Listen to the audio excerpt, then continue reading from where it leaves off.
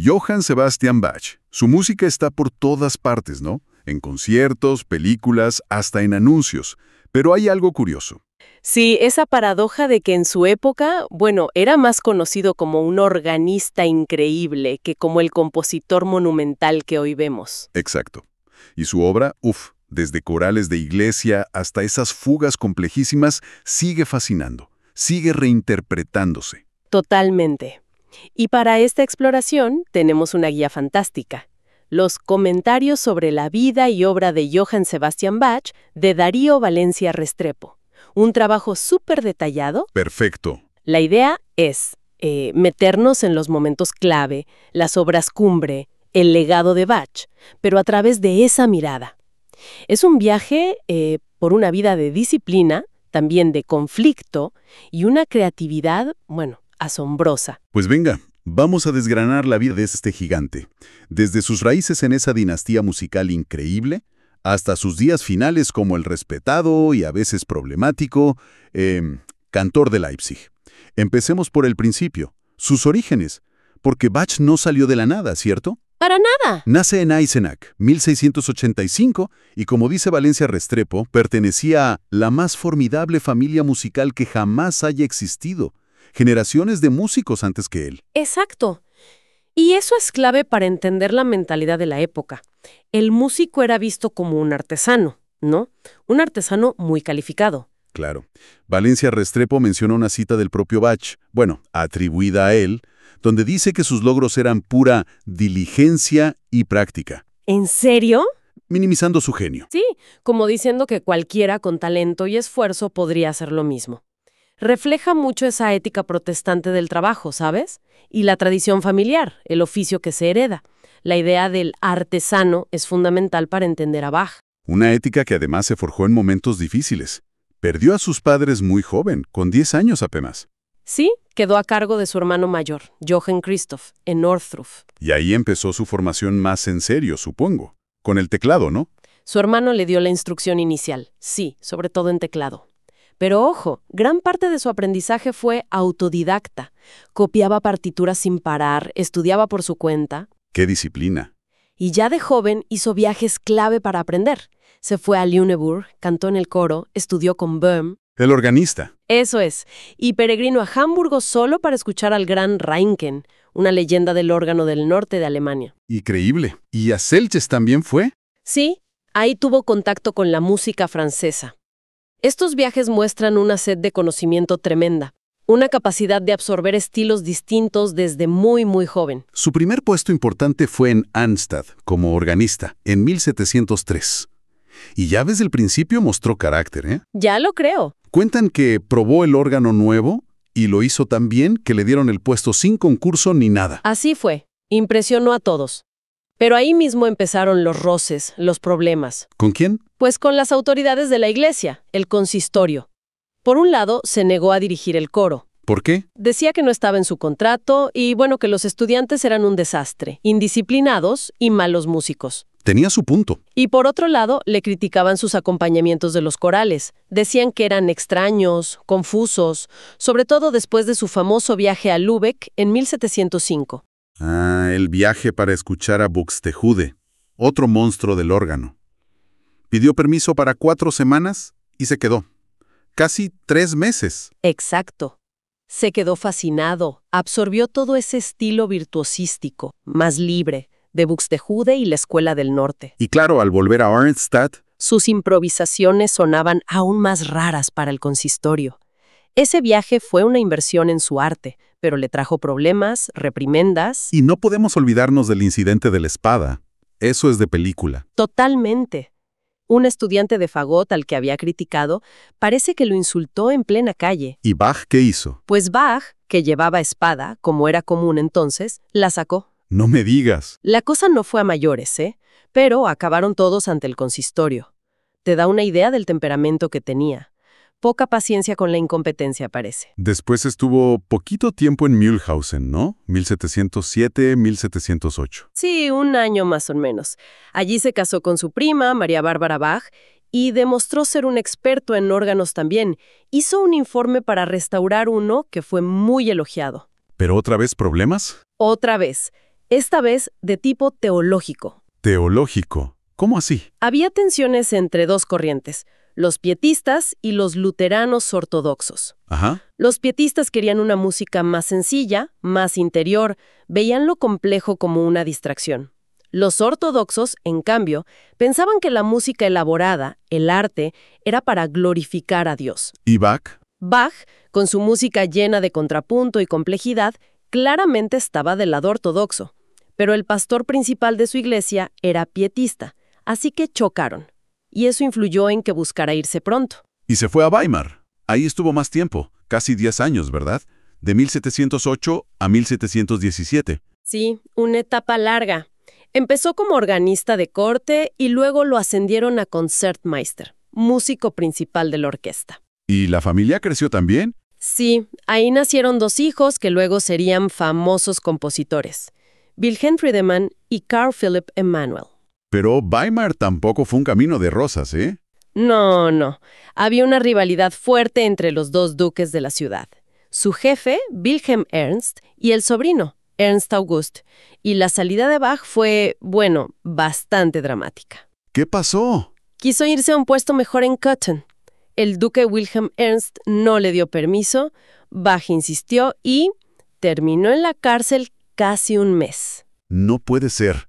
Encarcelado por querer cambiar de trabajo. Por obstinada petición de dimisión. Así lo pusieron. Increíble, pero cierto. ¡Qué fuerte!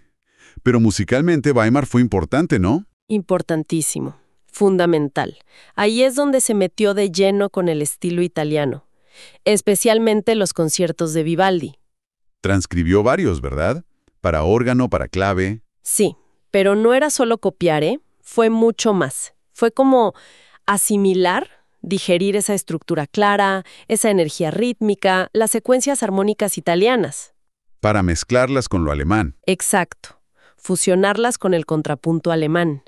Esa síntesis es Bach puro. Es uno de los pilares de su estilo. Y compuso mucho para órgano allí, claro. Muchísimo. Grandes obras para órgano. Y empezó su faceta pedagógica más en serio, con cosas como el Orgelbüchlein, el pequeño libro para órgano, preludios corales para enseñar. Finalmente consigue irse a Köthen en 1717, y ahí se queda hasta 1723. Este periodo parece que fue más feliz, ¿no? Al menos al principio. Sí, definitivamente. Lo nombraron Kapellmeister, director de música, del príncipe Leopold. Que era un gran amante de la música, por lo que se cuenta. Muchísimo. Y músico aficionado él mismo. Creó un ambiente ideal para Bach. Le dio una orquesta de cámara excelente. El propio Bach escribió años después que pensaba quedarse allí para siempre, que tenía un señor benévolo.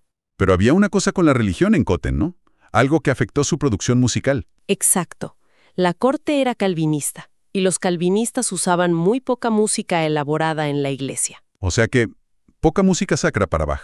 Casi nada. Y eso, paradójicamente, le dio libertad. Se pudo concentrar casi exclusivamente en la música instrumental y secular.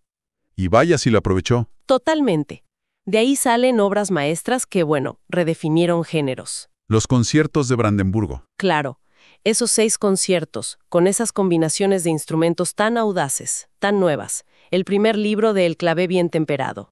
Fundamental para cualquier tecladista. Preludios y fugas en todas las tonalidades. Exacto. Demostrando las ventajas de los nuevos temperamentos, y las sonatas y partitas para violín solo, las suites para violonchelo solo. Obras increíbles. Es casi imposible creer que son para un solo instrumento. Llevó esos instrumentos a otro nivel, técnicamente y expresivamente, creando polifonía con una sola línea melódica. ¿Qué hacen? Fue, digamos, la cumbre de su música instrumental. Pero no todo fue felicidad. En 1720 sufrió un golpe personal muy duro. Sí, terrible. Estaba de viaje con el príncipe y al volver se enteró de que su esposa, María Bárbara, había muerto de repente. ¡Qué shock debió ser! Durísimo. Al año siguiente, en 1721, se volvió a casar con Anna Magdalena Wilken, que era cantante. Y parece que el ambiente en la corte también cambió un poco, ¿no? Sí, el príncipe se casó con una princesa que, según Bach, era amusa. O sea que no le interesaba la música. Vaya. Eso enfrió un poco el entusiasmo musical de la corte. Y Bach ya pensaba en la educación de sus hijos mayores. Empezó a buscar otras opciones. Ya en 1720 había ido a Hamburgo, impresionó a Reinken, pero no consiguió el puesto que quizá buscaba. Y así llegamos a Leipzig, su última parada, la más larga, desde 1723 hasta su muerte en 1750. Exacto. Consiguió un puesto de mucho prestigio. Cantor de la Thomasschule y director musical de la ciudad. Suena muy importante. Pero el trabajo era enorme, ¿verdad? Enorme. Como cantor, era responsable de la música en las iglesias principales, Santo Tomás y San Nicolás. Eso significaba componer, ensayar, dirigir. Una cantata casi todas las semanas al principio. Obras de 20, 30 minutos. Imagínate el ritmo.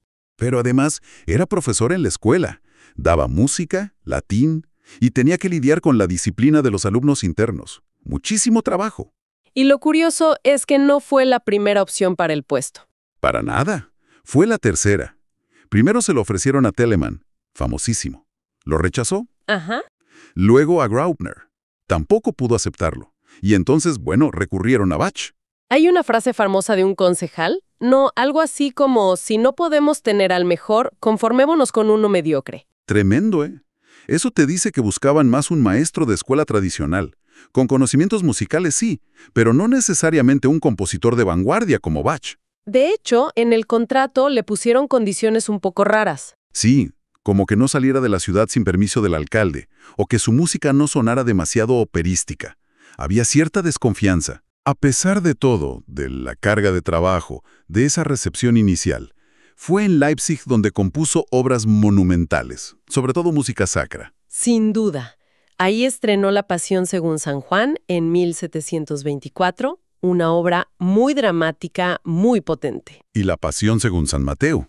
Ah, la San Mateo, estrenada probablemente entre 1727 o 1729. Es una cumbre absoluta de la música occidental, con esa estructura de doble coro, doble orquesta. Que permite diálogos, contrastes. Increíbles. Narra la pasión de Cristo con una profundidad teológica y una emoción, bueno, que te sobrecoge.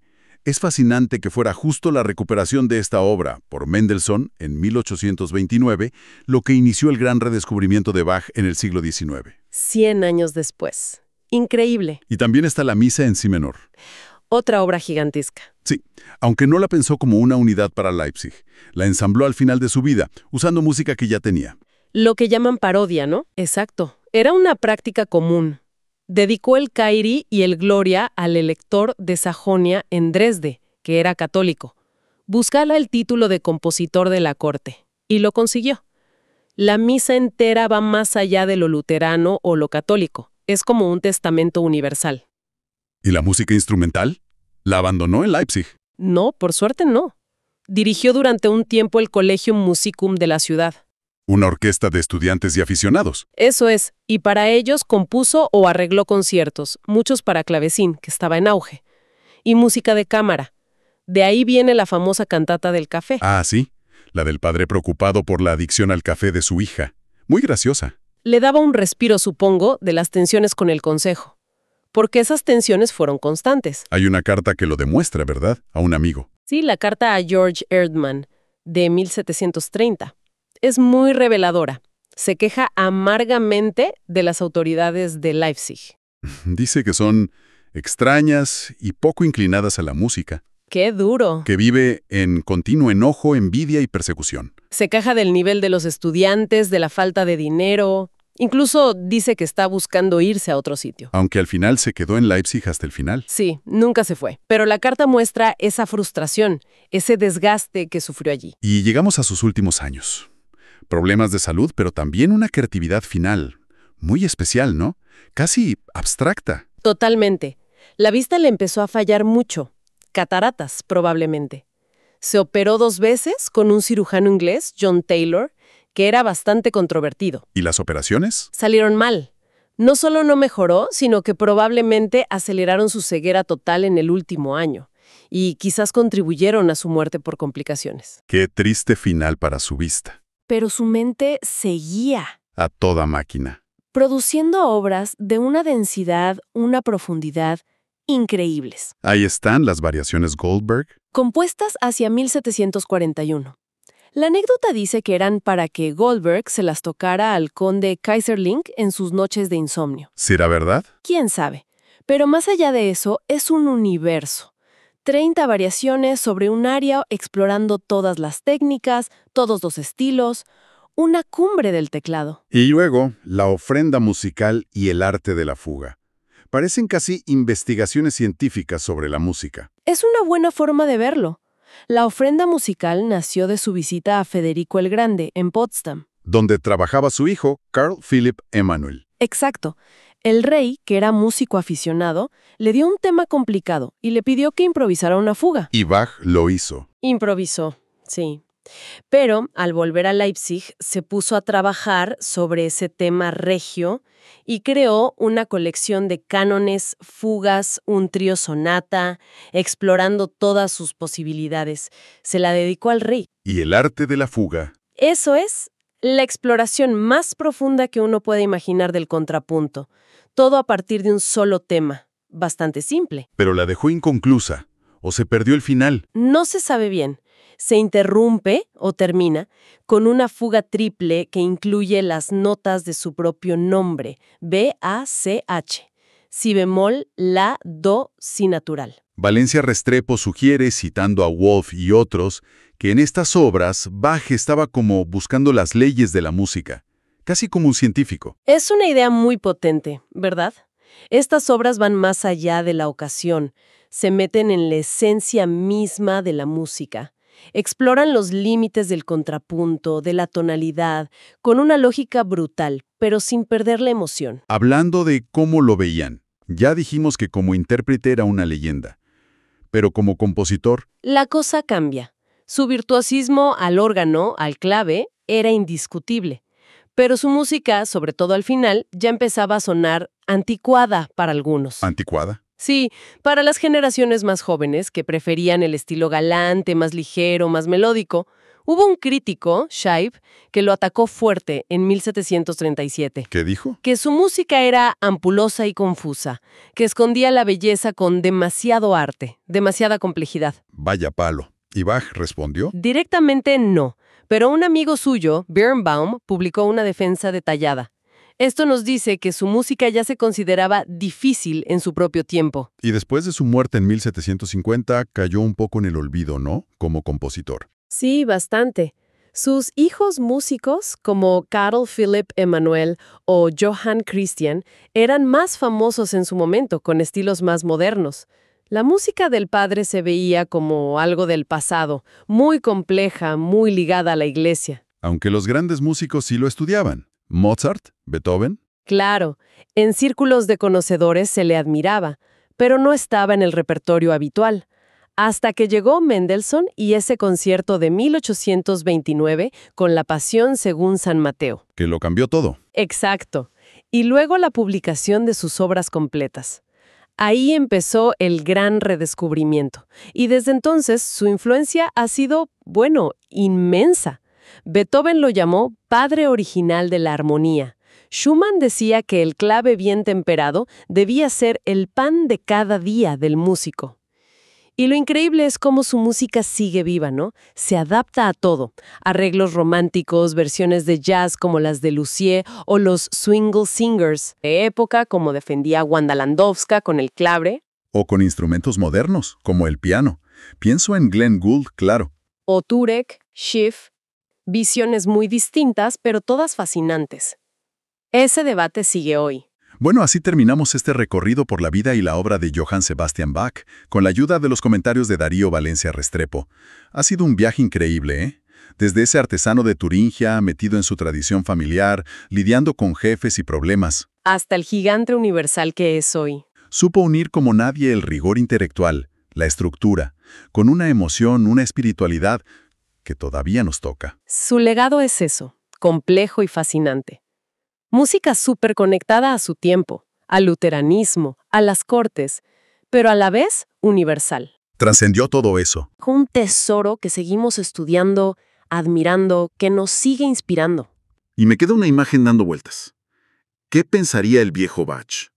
Ese cantor de Leipzig, A veces frustrado, preocupado por el coro, por el dinero, por las disputas. Ajá. Si viera su música hoy, esa cantata que escribió para un domingo cualquiera sonando en una sala de conciertos enorme, o analizada nota por nota, o adaptada al jazz, o en una película, tan lejos de para qué la escribió originalmente. Es una buena pregunta.